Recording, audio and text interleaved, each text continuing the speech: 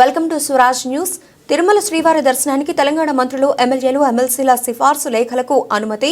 గత సంప్రదాయం ప్రకారం తెలంగాణ రాష్ట్రానికి చెందిన పార్లమెంటు సభ్యులు, శాసనమండలి శాసనసభ్యులు ఇచ్చే విజ్ఞాపన ఉత్తరాలపై తిరుమల శ్రీ వెంకటేశ్వర స్వామి వారి దర్శనానికి ఆర్జిత సేవలకు అవకాశం కల్పించాలన్న ముఖ్యమంత్రి రేవంత్ రెడ్డి లేఖకు సంబంధించి తిరుమల శ్రీవారి ఆలయంలో దర్శనాలకు తెలంగాణ రాష్ట్ర ప్రజాప్రతినిధుల సిఫార్సు లేఖలను అనుమతించాలని నిర్ణయం తీసుకున్నామని తెలియజేస్తూ ఆంధ్రప్రదేశ్ ముఖ్యమంత్రి నారా చంద్రబాబు నాయుడు తెలంగాణ ముఖ్యమంత్రికి ప్రత్యుత్తరం రాశారు.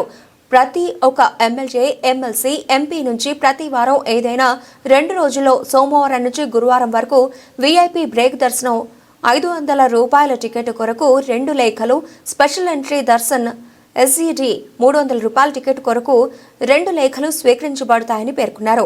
ప్రతి లేఖతో 6 భక్తుల వరకు దర్శనానికి సిఫార్సుకు అనుమతిస్తూ ఈ మేరకు ఒక వారానికి గాను మొత్తం 4 సిఫార్సు లేఖలను ఆంధ్రప్రదేశ్ ముఖ్యమంత్రి నారా చంద్రబాబు నాయుడు అంగీకారం తెలిపారు.